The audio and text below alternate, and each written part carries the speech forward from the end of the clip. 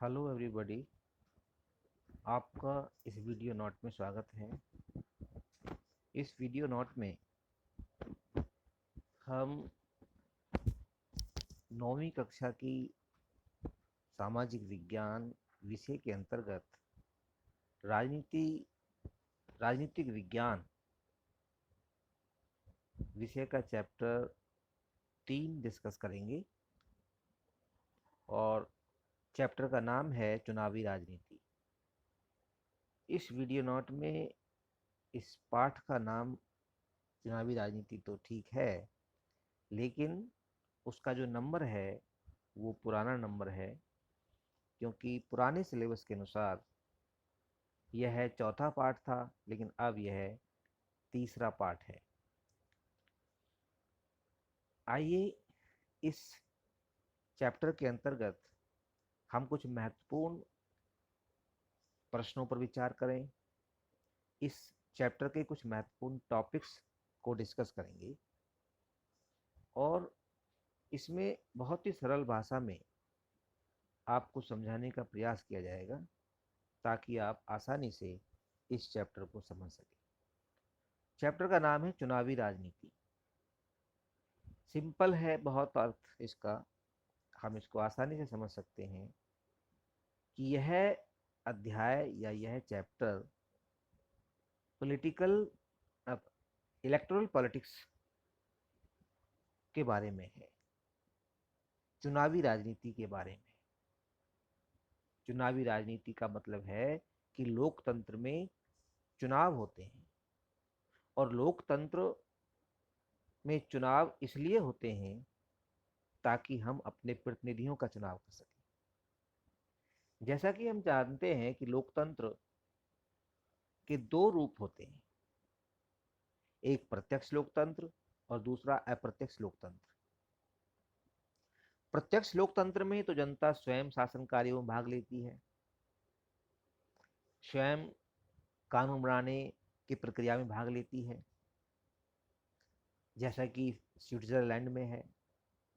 वहाँ पर शासन कार्यों में या फिर कानून बनाने की प्रक्रिया में जनता भाग लेती है और जनता की सहमति से ही वहाँ पर कोई कानून बन सकता है। इसके लिए वहाँ रेफरेंडम होता है, जिसको जनमत संग्रह कहते हैं। जब भी कोई कानून बनेगा तो उस पर जनता की राय ली जाती है, जनता का मत जाना जाता है। इसलिए वहाँ पर प्रत्यक्ष लोकतंत्र पाया जाता है। शायद स्विट्जरलैंड ही एक ऐसा देश है जहाँ पर प्रत्यक्ष लोकतंत्र पाया जाता है और यही कारण है कि स्विट्जरलैंड को प्रजातंत्र अथवा लोकतंत्र का घर कहा जाता है, होम ऑफ डेमोक्रेसी। लेकिन लोकतंत्र का जो दूसरा स्वरूप है वह है अप्रत्यक्ष लोकतंत्र, जिसे हम इनडायरेक्ट डेमोक्रेसी भी कहते हैं। Indirect democracy is run by the representative of the people, not by the people. इसका मतलब ये हुआ कि अप्रत्यक्ष लोकतंत्र में जनता स्वयं शासन कार्यों में भाग नहीं लेती है, बल्कि इस कार्य के लिए जनता अपने प्रतिनिधि चुनती है। जनता कुछ लोगों का चुनाव करती है और वो कुछ लोग ही शासन कार्यों को संचालित करते हैं, चाहे वो कानून बनाने का कार्य है या उस कानून को लागू करने का कार्य है। तो इसलिए लोकतंत्र में चुनाव बहुत ही महत्वपूर्ण होता है, बहुत ही महत्वपूर्ण स्थान है इसका, और इसे लोकतंत्र की आत्मा भी कहा जाता है। क्योंकि यदि चुनाव नहीं होंगे तो फिर वहां पर लोकतंत्र नहीं हो सकता। जहां चुनाव नहीं हो सकते वहां पर लोकतंत्र नहीं हो सकता। याद कीजिए, जब हम लोकतंत्र की कुछ विशेषताओं के बारे में हमने डिस्कस किया था, लोकतंत्र किसे कहते हैं, लोकतंत्र क्या और क्यों वाले चैप्टर में, तो उनमें से एक इसकी विशेषता थी, लोकतंत्र की एक महत्वपूर्ण विशेषता थी कि नियत समय पर चुनाव, नियत समय पर चुनाव लोकतंत्र की एक महत्वपूर्ण विशेषता है, क्योंकि समय समय पर चुनाव के माध्यम से जनता को अपने प्रतिनिधि चुनने का अवसर मिलता है। और यह चुनाव एक निश्चित समय अवधि के लिए होता है। कहीं यह अवधि 2 वर्ष है, तो कहीं 4 वर्ष है, कहीं 5 वर्ष है, या उससे अधिक भी, कहीं 6 वर्ष भी है। और उस 6 वर्ष या 5 वर्ष की अवधि के बाद जनता को फिर से यह अवसर मिलता है कि वह अपने पिछले वाले निर्णय पर पुनर्विचार कर सकें।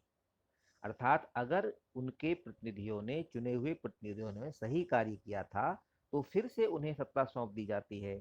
और यदि उन्होंने कोई सही काम नहीं किया, जनता की इच्छाओं के अनुरूप शासन नहीं चलाया, तो फिर जनता को उन्हें बदलने का भी अवसर मिलता है। तो लोकतंत्र इसलिए महत्वपूर्ण माना जाता है क्योंकि इसमें जनता को अपने प्रतिनिधि चुनने का अधिकार होता है और उन प्रतिनिधियों को बदलने का भी अधिकार होता है। अब इस प्रक्रिया को ही हम चुनाव कहते हैं। तो आइए चुनाव के संबंध में और विस्तृत ढंग से जानते हैं। सबसे पहला प्रश्न तो यही है कि चुनाव क्या है, चुनाव किसे कहते हैं। What do you mean by election? इसको अंग्रेजी में इलेक्शन कहते हैं। Election means to choose our representative to run the government, to run the political system. किसी भी देश का एक पॉलिटिकल सिस्टम होता है, किसी भी देश का एक राजनीतिक व्यवस्था होती है, उसकी एक राजनीतिक प्रणाली होती है, और उस राजनीतिक प्रणाली को हम सरकार कहते हैं, उसे हम गवर्नमेंट कहते हैं। और गवर्नमेंट का काम है जनता के लिए नीतियां बनाना, जनता के लिए कार्य करना, जनता की समस्याओं का समाधान करना। तो जनता की समस्याओं का समाधान सही तरह से कैसे हो, इसके लिए लोकतंत्र में एक प्रक्रिया अपनाई जाती है जिसे हम चुनाव कहते हैं। चुनाव जनता के द्वारा अपने प्रतिनिधियों को चुनने की प्रक्रिया को चुनाव कहते हैं। बहुत ही सिंपल है। जैसे कि जिससे लोग एक नियमित अंतराल पर अपने प्रतिनिधियों को चुन सकें तथा यदि इच्छा हो तो उन्हें बदल भी सकें, इसी व्यवस्था को चुनाव कहते हैं। यानी कि चुनने और बदलने की प्रक्रिया, प्रतिनिधियों को चुनने और बदलने की प्रक्रिया को चुनाव कहते हैं। बहुत सिंपल। और यह प्रक्रिया एक निश्चित और नियमित अंतराल पर होती रहती है। वो 5 साल का भी समय हो सकता है, वो 4 साल का भी समय हो सकता है। भारत में अधिकतर चुनाव 5 साल के लिए होते हैं, चाहे वो लोकसभा का चुनाव है, चाहे वो विधानसभाओं का चुनाव है। ठीक है। अमेरिका में यह चुनाव 2 वर्ष के लिए भी होता है और 4 वर्ष के लिए भी होता है। तो अलग अलग देशों में ये अंतराल जो है, नियमित अंतराल, वो अलग अलग है। अब प्रश्न उठता है कि हमें चुनाव की जरूरत क्यों होती है? Why do we need election? It's a very simple question. हमें चुनाव की जरूरत इसलिए होती है क्योंकि चुनाव के द्वारा हम अपने शासक या अपने प्रतिनिधि, कहें ज्यादा अच्छा रहेगा, वो शासक नहीं है, वो प्रतिनिधि हैं हमारे, क्योंकि लोकतंत्र में जनता ही शासक होती है। लोकतंत्र में जनता खुद शासक होती है। अब चूंकि देश की जनसंख्या अधिक होती है, इसलिए जनता को खुद शासन नहीं चला सकती, इसलिए वो अपने स्थान पर यह जिम्मेदारी कुछ लोगों को सौंप देती है, और ये कार्य किया जाता है चुनाव के माध्यम से। पूरे देश को कुछ चुनाव क्षेत्रों में बांट दिया जाता है, और प्रत्येक चुनाव क्षेत्र से, जिसे हम निर्वाचन क्षेत्र भी कहते हैं, एक प्रतिनिधि चुन लिया जाता है। उदाहरण के लिए पूरे भारत को 543 लोकसभा चुनाव क्षेत्रों में बांटा गया है, और प्रत्येक चुनाव क्षेत्र से या प्रत्येक निर्वाचन क्षेत्र से एक प्रतिनिधि चुन के आता है। तो इस तरह से लोकसभा में 543 सदस्य चुनकर आते हैं। तो हमें चुनाव की जरूरत इसलिए होती है ताकि चुनाव के द्वारा हम अपने प्रतिनिधि चुन सकें, और ज्यादातर लोकतांत्रिक शासन व्यवस्थाओं में लोग अपने प्रतिनिधियों के माध्यम से ही शासन चलाते हैं। प्रतिनिधि इसलिए चुनते हैं ताकि वो शासन चला सकें, क्योंकि जनता शासन नहीं चला सकती। जनता की संख्या ज्यादा होती है। अब उसमें कौन मंत्री बनेगा, कौन प्रधानमंत्री बनेगा, ये बहुत मुश्किल है तय करना। इसलिए जनता यह जिम्मेदारी अपने कुछ चुने हुए प्रतिनिधियों को सौंप देती है, और वो चुने हुए प्रतिनिधि सरकार चलाते हैं। तो चुनाव का महत्व बहुत इम्पोर्टेंट है। चुनाव की बहुत ही बड़ी आवश्यकता है, जरूरत है, क्योंकि चुनाव के द्वारा हम अपने प्रतिनिधि चुनते हैं ताकि देश का शासन चलाया जा सके। बहुत सिंपल। अगला प्रश्न है कि भाई चुनाव में मतदाता किस प्रकार से चुनाव करते हैं। ठीक है। How do the electors how do the electors elect their representatives. चुनाव में मतदाता किस प्रकार से चुनाव करते हैं। चुनाव में मतदाता कई प्रकार से चुनाव करते हैं। जैसे वे सरकार बनाने और बड़े फैसले करने वाले का चुनाव कर सकते हैं, है ना। सरकार बनाने और बड़े फैसले लेने वालों का चुनाव कर सकते हैं। कुछ प्रतिनिधि चुनेंगे और वो प्रतिनिधि सरकार बनाएंगे। जैसे 543 सदस्य चुन लिए, और 543 में से जिसके पास बहुमत होगा, मतलब बहुमत का मतलब है कि 543 का आधा जमा एक, 50% प्लस 1, यानी कि 272 होता है ये। अब जिधर 272 सदस्य एक साथ एक गुट बना लेते हैं, वह गुट सरकार बनाने के लिए संवैधानिक रूप से एक तरह से अधिकृत है। उसे पूरा अधिकार है सरकार बनाने का, यदि 272 सदस्य एक तरफ है तो। और फिर वही सारे बड़े निर्णय लेते हैं। देश के लिए कौन सी नीति बनाई जाएगी, देश के लिए कौन सी योजनाएं चलाई जाएंगी, ये सारे बड़े निर्णय जो है वो सरकार ही लेती है, या सरकार को चलाने वाले जनप्रतिनिधि ही लेते हैं।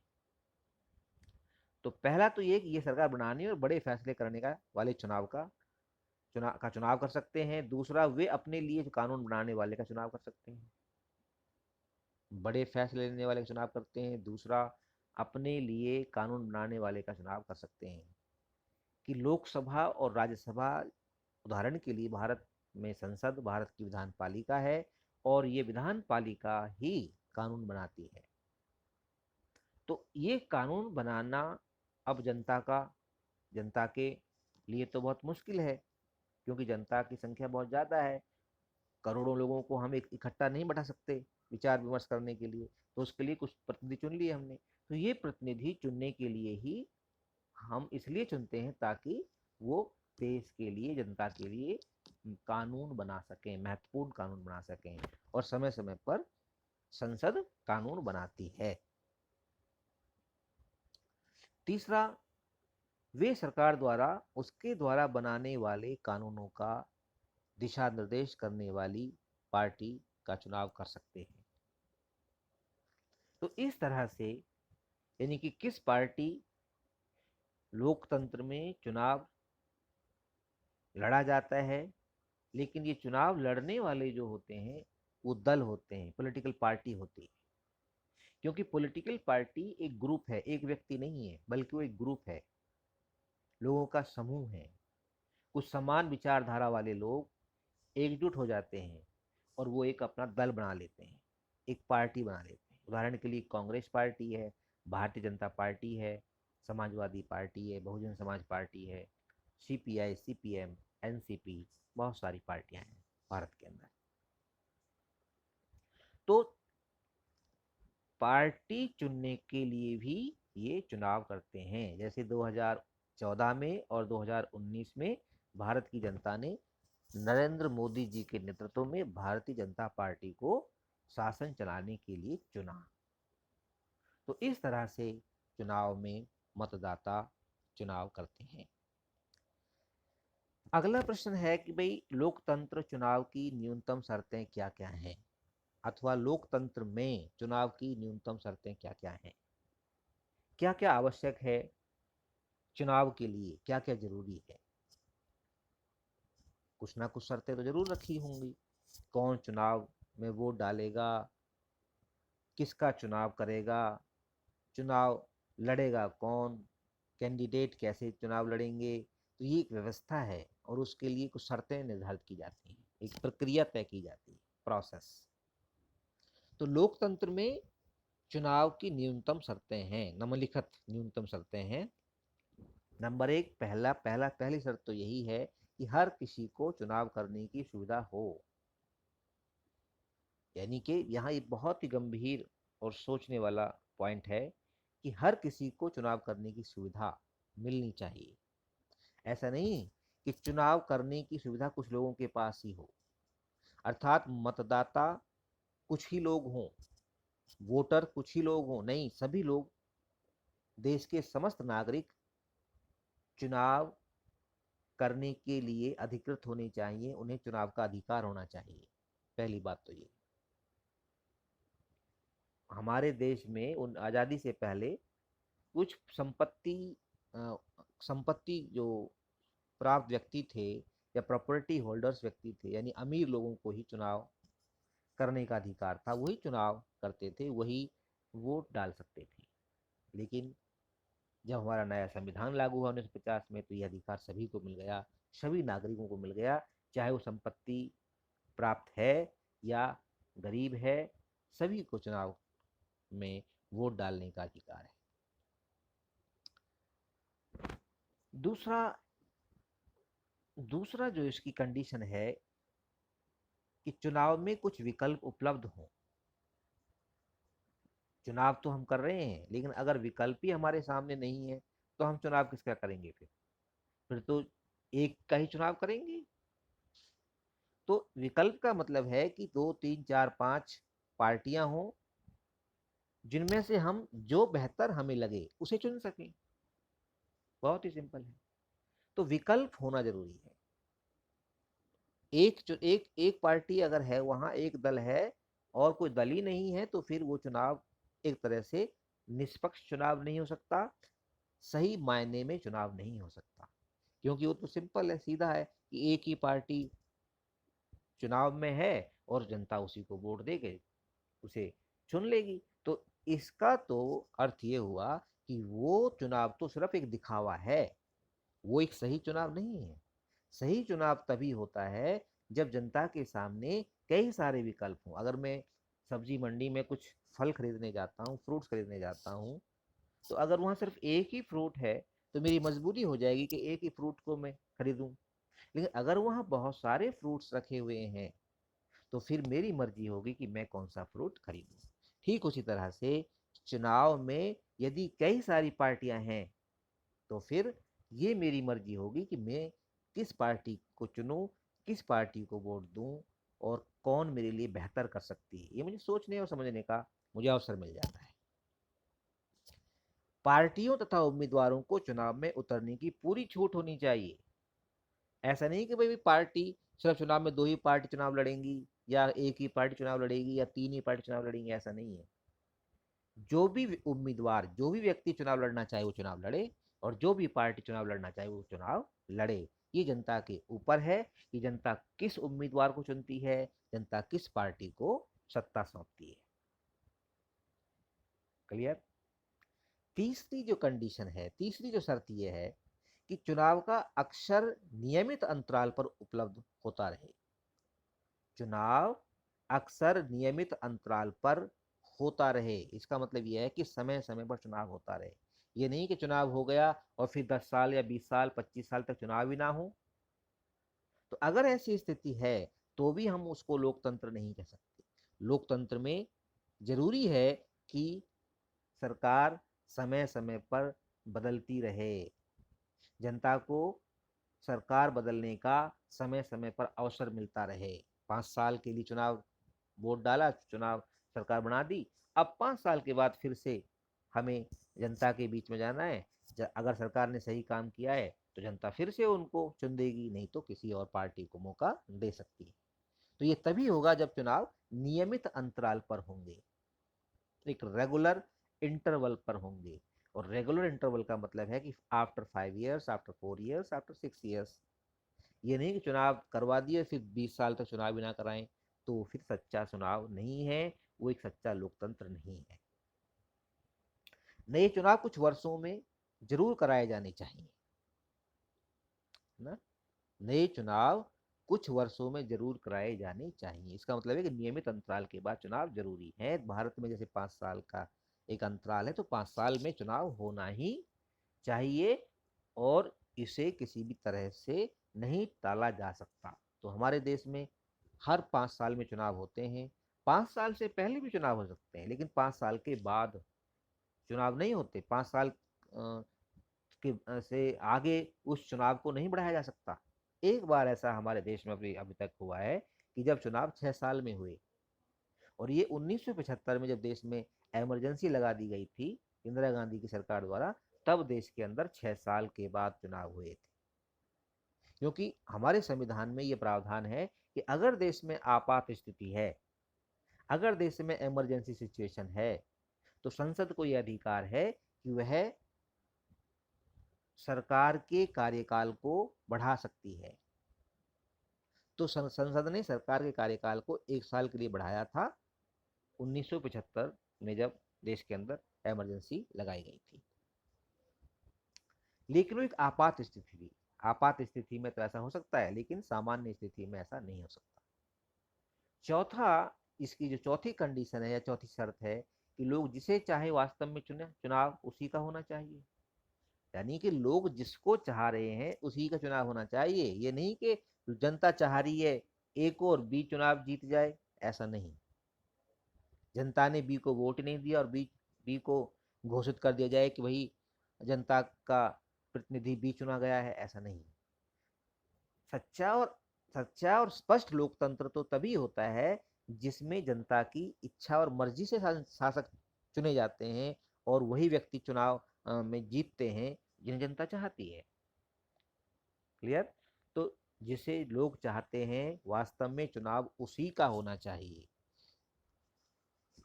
क्लियर? पांचवी इसकी कंडीशन है कि चुनाव निष्पक्ष और स्वतंत्र ढंग से कराए जाने चाहिए।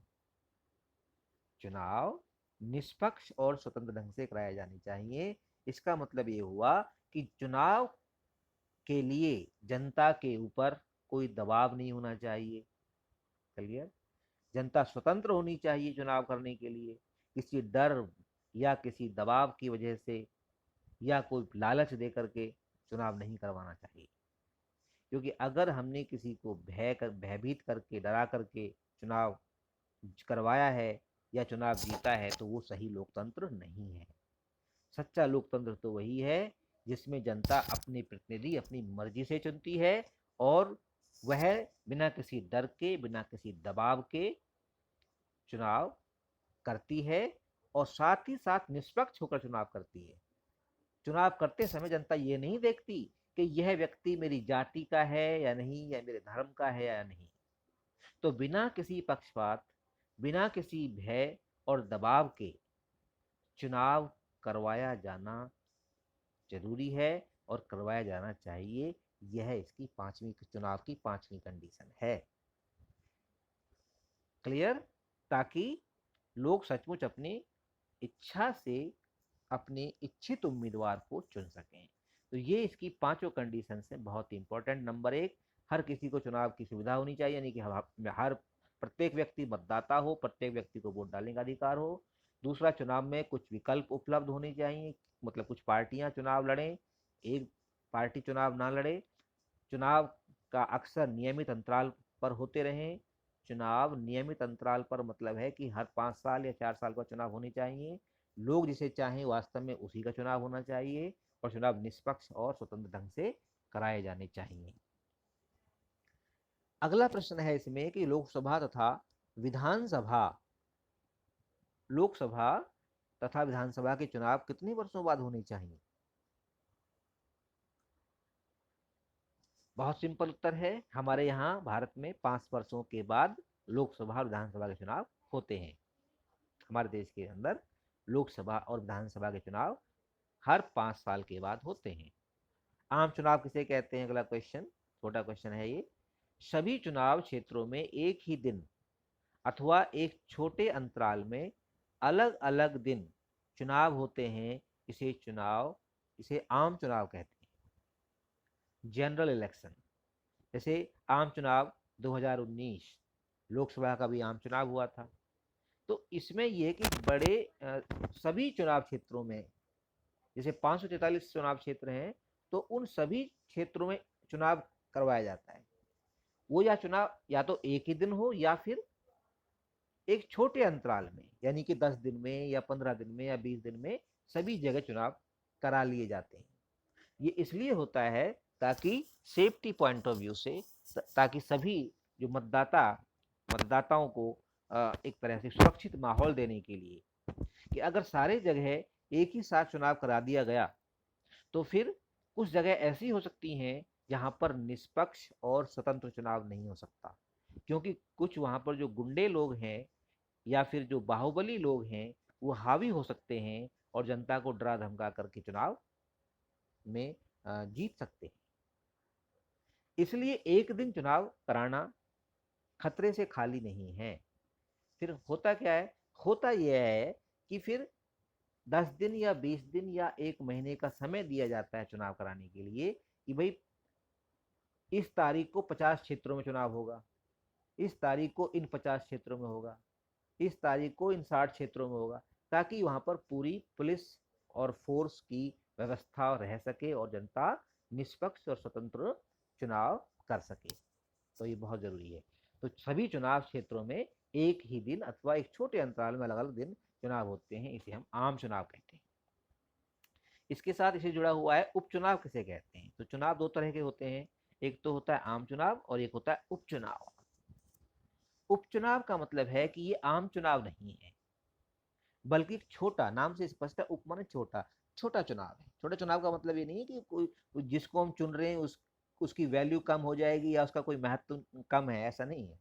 इसका मतलब ये हुआ कि यह चुनाव पूरे देश में नहीं हो रहा है, किसी एक या दो या कुछ निर्वाचन क्षेत्रों में हो रहा है। और उस निर्वाचन क्षेत्रों में चुनाव इसलिए हो रहा है कि वह सीट जो है किसी कारणवश खाली हो गई थी। अब उस सीट के खाली होने का जो कारण है वो उस जो चुना हुआ प्रतिनिधि है, सदस्य है, उसकी मृत्यु हो सकती है, या उसने इस्तीफा दे दिया हो, रिजाइन कर दिया हो, या उसे पद से हटा दिया गया हो। इस तरह अगर कोई सीट खाली होती है मृत्यु की वजह से, इस्तीफे की वजह से, तो फिर उस सीट को भरना बहुत जरूरी होता है। और भारत में 6 महीने के अंदर अंदर उस सीट को उपचुनाव के द्वारा भरा जाता है। तो इसको हम इस तरह भी समझ सकते हैं कि मृत्यु अथवा इस्तीफे के कारण रिक्त हुई सीट को या खाली हुई सीट को पुनः भरने के लिए जो चुनाव करवाया जाता है उसे उपचुनाव कहते हैं। Very simple. अगला चुनाव है निर्वाचन क्षेत्र किसे कहते हैं। अगला क्वेश्चन जो है, निर्वाचन क्षेत्र किसे कहते हैं, इसको मैं पहले ही जिक्र किया था। निर्वाचन क्षेत्र को हम चुनाव क्षेत्र भी कहते हैं, ठीक है। कॉन्स्टिट्यूएंसी, अंग्रेजी में इसको हम कॉन्स्टिट्यूएंसी कहते हैं। तो constituency is a place from where we can elect our representative. एक ऐसा क्षेत्र, चुनाव क्षेत्र एक ऐसा क्षेत्र होता है, छोटा क्षेत्र होता है जिसमें से एक प्रतिनिधि को चुना जाता है। तो चुनाव के उद्देश्य से पूरे देश को अनेक क्षेत्रों में बांट लिया जाता है। जैसे उदाहरण के लिए भारत में लोकसभा का चुनाव जब होता है तो पूरे भारत को 543 लोकसभा क्षेत्रों में बांटा हुआ है और प्रत्येक निर्वाचन क्षेत्र से एक प्रतिनिधि चुना जाता है। तो चुनाव के उद्देश्य से पूरे देश को अनेक क्षेत्रों में बांट लिया जाता है, जिन्हें हम निर्वाचन क्षेत्र कहते हैं। 9वां क्वेश्चन है, लोकसभा चुनाव के लिए भारत को कितने निर्वाचन क्षेत्रों में बांट लिया गया है। अभी रिपीट हो रहा है बार बार, 543 निर्वाचन क्षेत्रों में बांटा हुआ है। संसद सदस्य किसे कहते हैं? Who is called, you can say member of parliament, जिसको हम एमपी भी कहते हैं। तो एमपी या संसद सदस्य किसे कहते हैं, इसको सांसद भी कहते हैं हिंदी में। तो प्रत्येक निर्वाचन क्षेत्र से चुने गए प्रतिनिधि को संसद सदस्य कहते हैं। क्लियर? तो इस तरह से पूरे भारत में 543 संसद सदस्य हैं लोकसभा के। राज्यसभा के अलग हैं, ये लोकसभा के हैं। अगला क्वेश्चन है, लोकतांत्रिक चुनाव की एक महत्वपूर्ण विशेषता लिखो। लोकतांत्रिक चुनाव की एक महत्वपूर्ण विशेषता है हर वोट का बराबर मूल्य। जो प्रत्येक व्यक्ति जो वोट डालता है उसका वोट का मूल्य बराबर है, उसकी वोट का मूल्य ना ज्यादा है ना कम है। चाहे व्यक्ति अमीर है या गरीब, अमीर की वोट की भी उतनी ही वैल्यू है और गरीब की वोट की भी उतनी ही वैल्यू है। विधायक किसे कहते हैं? जैसे सांसद है ऐसे ही विधायक है। तो विधानसभा की सीटों से निर्वाचित प्रतिनिधियों को विधायक कहते हैं। जैसे कि देश के अंदर तो संसद है विधान पालिका, ऐसे ही हमारे यहाँ पर 28 राज्य हैं और उन 28 राज्यों में प्रत्येक राज्य में अलग अलग विधान पालिका है जिसे हम विधानसभा कहते हैं। बहुत सिंपल। तो प्रत्येक विधानसभा में हमारे जनता के प्रतिनिधि होते हैं जिन्हें विधायक कहते हैं, मेंबर ऑफ लेजिस्लेटिव असेंबली, और शॉर्ट में उसे एमएलए कहते हैं। उदाहरण के लिए हरियाणा विधानसभा के जो सदस्य हैं उन्हें विधायक कहते हैं। और हरियाणा की जो विधानसभा है उसमें 90 विधायक हैं, 90 सीटें हैं, और उन 90 की 90 सीटों पर जो व्यक्ति चुने जाते हैं उन्हें हम विधायक कहते हैं। तो विधानसभा की सीटों से निर्वाचित अथवा चुने हुए प्रतिनिधियों को विधायक कहते हैं। अगला है निर्वाचन क्षेत्रों को सीट क्यों कहा जाता है? भाई जैसे हम इनको निर्वाचन क्षेत्र भी कह रहे हैं और सीट भी कह रहे हैं, तो सीट क्यों कहा जाता है? क्योंकि हर क्षेत्र सांसद, संसद तथा विधानसभा की एक सीट का प्रतिनिधित्व करता है। प्रत्येक निर्वाचन क्षेत्र संसद की अथवा विधानसभा की एक सीट का प्रतिनिधित्व करता है। उदाहरण के लिए हरियाणा में 10 लोकसभा की सीटें हैं, यानी कि संसद में कुल कितनी सीटें? 543। और इस तरह से हर राज्य से वहां पर सदस्य चुन के जाते हैं। हरियाणा से 10 जाते हैं, सबसे ज्यादा संसद में जाते हैं उत्तर प्रदेश से। ठीक है, तो वहां से उत्तर प्रदेश चुने के जाते हैं वहां पर लोग। ठीक है, इसी तरह से हरियाणा से 10 जाते हैं संसद में। और विधानसभा की जो सीटें हैं हरियाणा में वो 90 हैं, 90 सीट्स हैं। तो प्रत्येक सीट जो है वो एक तरह से निर्वाचन क्षेत्र है, और यह निर्वाचन क्षेत्र या क्षेत्र, हर क्षेत्र संसद या विधानसभा की सीट का ही प्रतिनिधित्व करता है। तो 543 निर्वाचन क्षेत्रों का मतलब है 543 सीटें। 90 निर्वाचन क्षेत्रों का मतलब है 90 सीट। लोकसभा की अनुसूचित जातियों तथा अनुसूचित जनजातियों के लिए कितनी सीटें आरक्षित हैं, आरक्षित की गई हैं? देखिए, अब हमारे यहाँ पर लोकसभा की 543 सीटों में से 79, ये जो आंकड़ा है ये पुराना है, इसमें ये गलत है। अब ये 84 सीटें हैं, 84 सीट्स लोकसभा की शेड्यूल्ड कास्ट के लिए या एससी कैटेगरी के लिए 84 सीटें रिजर्व हैं। ये 79 नहीं है, यहाँ पर 84 इसे लिखेंगे आप और समझेंगे। 84 सीटें एससी कैटेगरी के लिए रिजर्व हैं संसद में, लोकसभा में। और अनुसूचित जनजातियों के लिए 47 सीट्स रिजर्व हैं। तो ये जो 41 का जो आंकड़ा है ये भी गलत है, पुराना है, रिवाइज हो गया है अब, और ये 47 सीटें हो गई हैं। तो शेड्यूल्ड कास्ट के लिए 84 और शेड्यूल्ड ट्राइब के लिए 47 सीट्स रिजर्व हैं लोकसभा में। अगला है मतदाता सूची या वोटर लिस्ट किसे कहते हैं? लोकतांत्रिक चुनाव में मतदान की योग्यता रखने वाले लोगों की सूची चुनाव में काफी पहले बना ली जाती है तथा हर किसी को दे दी जाती है कि भैया ये है इस क्षेत्र के या इस गांव के मतदाता, और ये आप देख लीजिए कोई इसमें रह तो नहीं गया है, कोई छूट तो नहीं गया है। इसे आधिकारिक रूप से मतदाता सूची कहते हैं। यानी कि मतदाता सूची एक ऐसी सूची है, एक ऐसी लिस्ट है जिसमें उस क्षेत्र में रहने वाले लोगों के नाम शामिल होते हैं और उन्हें हम मतदाता कहते हैं। ठीक है, यानी कि मतदाता मतदाताओं की सूची को वोटर लिस्ट कहते हैं। सिंपल सी बात है। वोटर को अंग्रेजी का वर्ड वोटर है, हिंदी का वर्ड मतदाता है। तो मतदाता सूची या वोटर लिस्ट किसे कहते हैं? मतदाता सूची या वोटर लिस्ट वह सूची है जिसमें एक क्षेत्र विशेष के सभी मतदाताओं का नाम लिखा होता है। क्लियर? इसे आम बोलचाल में वोटर लिस्ट कहते हैं कि it is a list containing all the voters of the particular area. किसी भी क्षेत्र या क्षेत्र विशेष के जितने भी वोटर्स हैं उस लिस्ट में वो नाम शामिल हैं, उन्हें वोटर लिस्ट कहते हैं। अगला क्वेश्चन है, क्या कारण है हर चुनाव से पहले मतदाता सूची को सुधारा जाता है? अभी जो वोटर लिस्ट है यह समय समय पर इसमें सुधार होता है।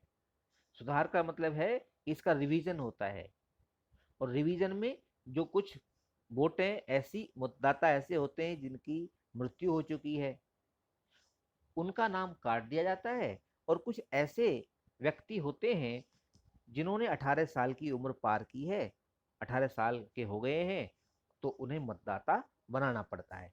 तो ऐसे नए मतदाताओं को उसमें जोड़ा जाता है और मृत मृत मतदाताओं को उससे हटा दिया जाता है। इसे हम चुनाव इसको हम वोटर लिस्ट का एक तरह से सुधार कहते हैं। ओके, संशोधन, जिसको एक अलग वर्ड है संशोधन, अमेंडमेंट यू कैन से। तो सभी सक्षम मतदाताओं का नाम सूची में शामिल हो। सक्षम का मतलब योग्य, और योग्य मतदाता वही होते हैं जो कुछ शर्तों को पूरा करते हैं। ठीक है, सभी सक्षम मतदाताओं का नाम मतदाता सूची में शामिल हो, यह व्यवस्था करनी सरकार की जिम्मेदारी है। क्योंकि हर अगले चुनाव में नए लोग मतदाता बनने की उम्र में आ जाते हैं, 18 साल पूरी कर जाते हैं, इसलिए हर चुनाव से पहले मतदाता सूची को सुधारा जाता है। अगला क्वेश्चन है कि वोट डालने का अधिकारी होने के लिए व्यक्ति की उम्र कितनी होनी चाहिए? ये बहुत सिंपल है इसका आंसर। अब 18 वर्ष है कि 18 वर्ष या उससे अधिक आयु का प्रत्येक व्यक्ति, चाहे वो महिला या पुरुष, वोट डालने का अधिकारी है। वह वोटर बन सकता है, मतदाता बन सकता है, बशर्ते कि वह दूसरी और शर्तों को पूरा करता हो। जैसे वोट डालने के लिए, मतदाता बनने के लिए उसे 18 वर्ष की आयु का तो होना जरूरी है। इसके लिए उसे अपना जन्म प्रमाण पत्र देना होगा। ठीक है। दूसरा है कि उसके पास रिहायशी डॉक्यूमेंट हो कोई, कि भाई मैं इसी क्षेत्र में रहता हूँ, ये मेरा रेजिडेंस प्रमाण पत्र है, रेजिडेंस सर्टिफिकेट है, और उसकी कोई एक आईडी, ये मेरा पहचान पत्र है, मैं ये व्यक्ति हूँ और ये मेरा पहचान पत्र है। इस तरह से यदि वो इन शर्तों को पूरी कर लेता है तो वो है एक फार्म भरता है मतदाता बनने के लिए, फार्म 6 कहते हैं उसको, और फार्म 6 भर के वो अप्लाई करता है। अप्लाई करने के बाद उसके जब डॉक्यूमेंट्स जांच लिए जाते हैं तो उसे मतदाता सूची में शामिल कर लिया जाता है। तो यह आयु 18 वर्ष है। 18 वर्ष का कोई भी व्यक्ति मतदाता बन सकता है। उम्मीदवार बनने की न्यूनतम उम्र कितनी होनी चाहिए? ये देखिए, उम्मीदवार, अभी उम्मीदवार इस उन्होंने एक तरह से गोल मोल क्वेश्चन है ये। उम्मीदवार किसका? अलग अलग है ना, क्योंकि संसद है, संसद में भी 2 सदन है, लोकसभा और राज्यसभा। तो लोकसभा जो है 25 वर्ष का जो दिया हुआ है, ये 25 वर्ष लोकसभा का सदस्य बनने के लिए न्यूनतम आयु 25 वर्ष होनी चाहिए। क्लियर? इसके साथ ही जो राज्यसभा है वहाँ 30 वर्ष है, और जो विधानसभा है उसमें भी 25 वर्ष है। तो इस वीडियो नोट में इतना ही, और आगे के जो बाकी इसमें जुड़े हुए बचे हुए क्वेश्चंस हैं उन क्वेश्चंस के बारे में आगे दूसरे वाले वीडियो में चर्चा की जाएगी। यदि ये वीडियो आपको अच्छी लगी हो और यदि आपको सारे क्वेश्चंस बहुत अच्छी तरह समझ में आ गए हों, सारे पॉइंट्स क्लियर हो गए हों, तो इस वीडियो को लाइक करना ना भूलें, इसे शेयर करें और इस चैनल को सब्सक्राइब भी कर लें। आपका बहुत बहुत धन्यवाद।